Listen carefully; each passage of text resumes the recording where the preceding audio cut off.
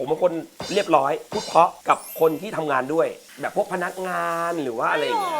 ผมเป็นคนไม่พูดจาคำหยาบกับพนักงาน แล้วพูดหยาบกับใครส่วนใหญ่ เพื่อนที่สนิทมาก พี่ซานิ ๆอีนี้ ชอบอ่ะ